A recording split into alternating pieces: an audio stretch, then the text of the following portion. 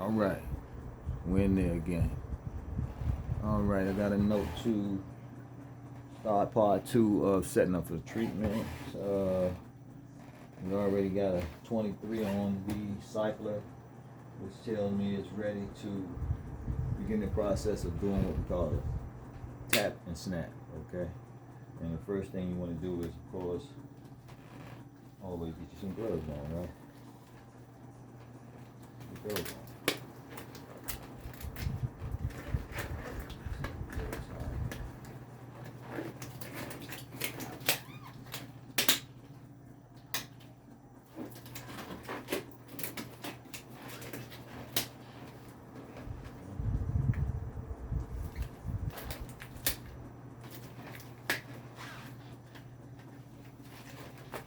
I already got everything set up for treatment as far as the items that you're going to need. I'll go through those in a few minutes so that you have an idea, and I'm sure you know after doing treatment what items you need. So, but once you get your gloves on, you want to start your procedure with your arterial line. Okay. Look at it, make sure it's secure. Snap it.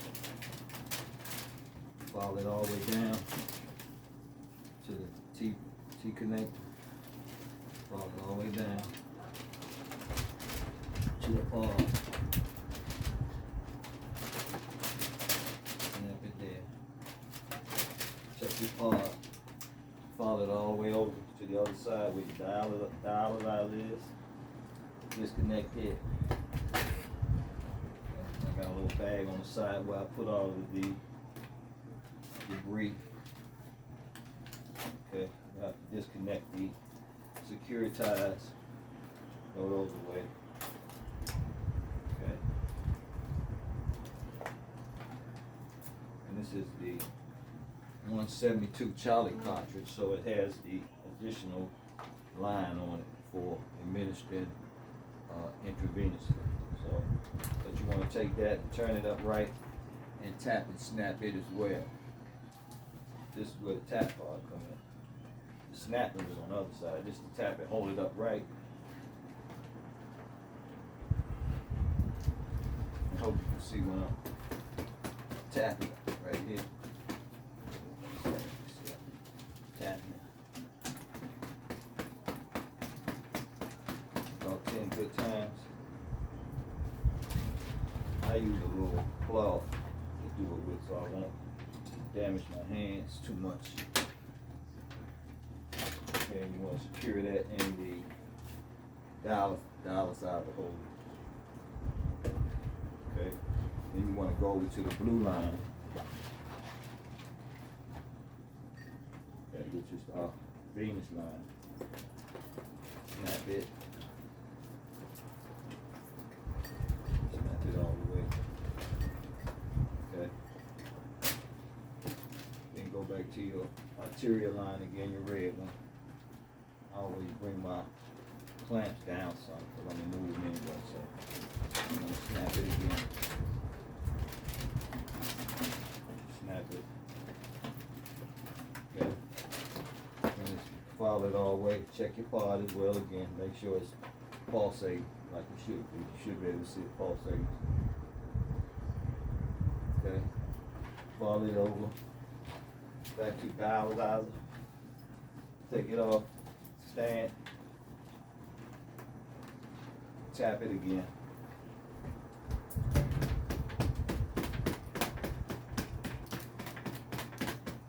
This time you also want to prime your dialyzer. Take off your safety tie. You can also use that same towel too. Prime it. Oops. And clamp it. It's a good idea that it's clogged because if I try to come out on this glass connected, you would see that. Okay, that's clamped off. Great. Good. A little water there. Okay. Alright, now what you want to do is after you did all the tapping and the snapping, you want to go ahead and hit stop at that time. Okay. that time the treatment for what's going to be used should come up, and at that time you will be ready to make your connections. So we're going to make the line connections now. We're going to find the T connector here. Okay. We're going to need to prime it as well for the saline line. I always prime it, use that same little rag, towel or whatever. Prime it, and then close it back up and clamp. And you still take that same T connector and you will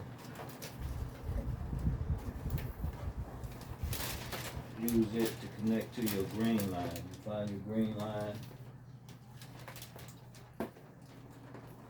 green and white line here. Clamp it for your saline line and the green one for your dial line. Clamp it and remove the green line and make a mental note to, because you're going to connect your green line to the dial line. So you're going to make the connection.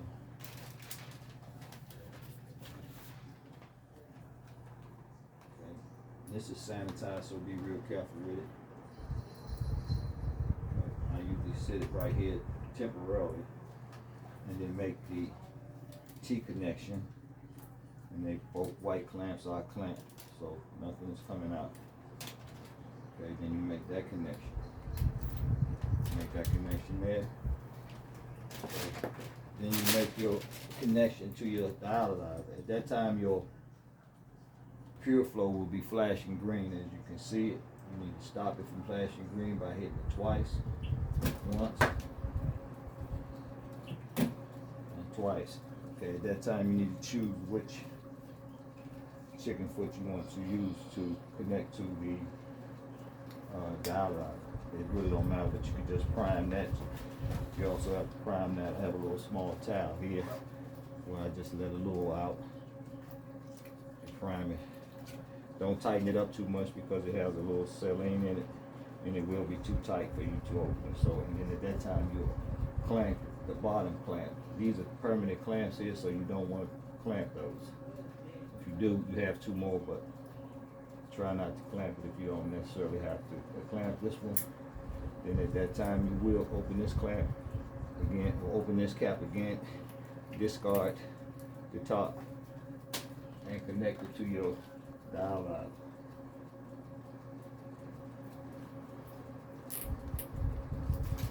Okay. After that connection is made, you will connect your drain line. That's the last line you want to connect, because it's not sanitized, and you will not be able to touch any other items basically after that. So you want to disconnect that one, and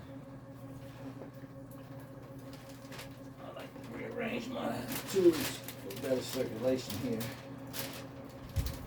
Run this one here to the drain line coming out of pure flow panel.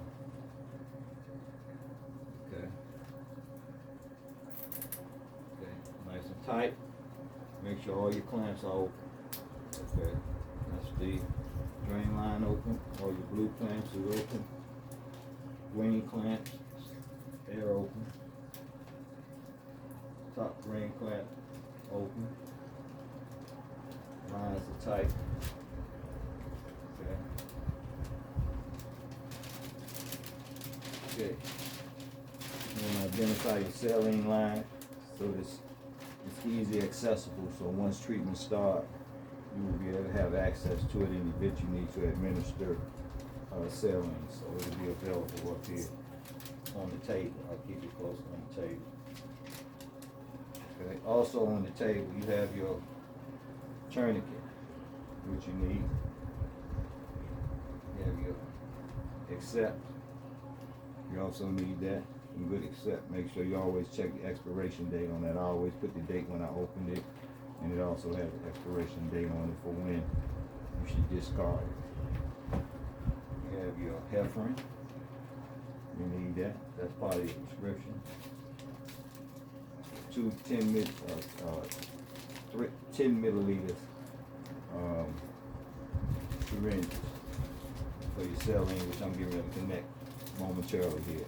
Your 3 milliliter for your heparin, okay, and your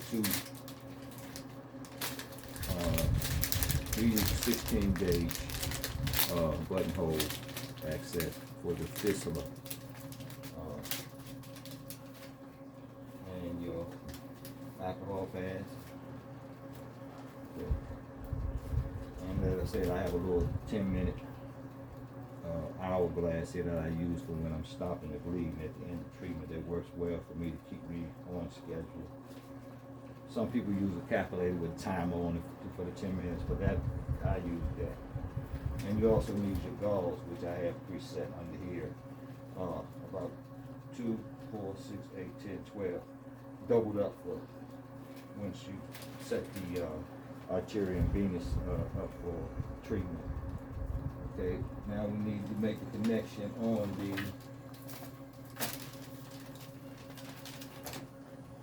arterial line. You want to clamp that. Okay. Both red. And go ahead and clamp the blue while you're at it, both down. Okay. Alright. Oh, and also you need tape 1.5 inches to secure the both gauze on the sites. Okay.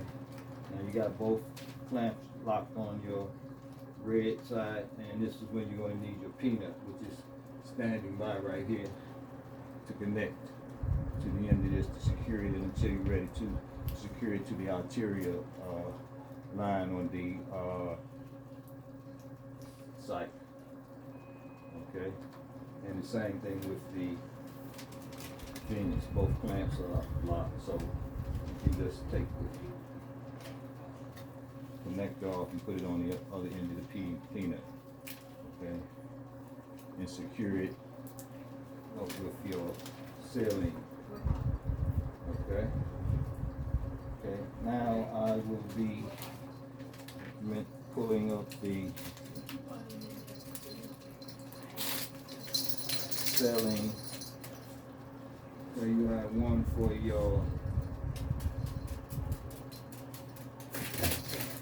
venous. Make sure you open your clamp. You won't be able to draw your saline otherwise.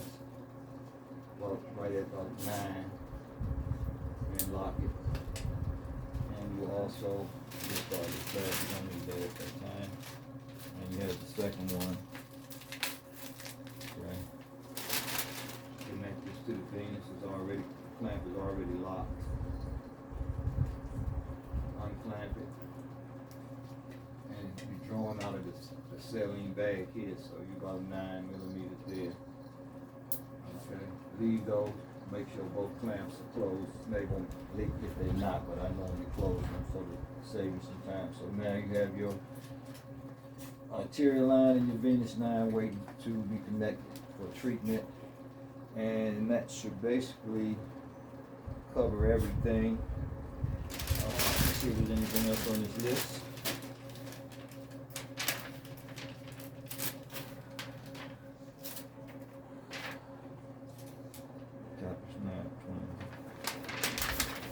Oh, that should cover everything. I appreciate your patience and hope you learned something from this, and have a God bless rest of your day. Bye-bye.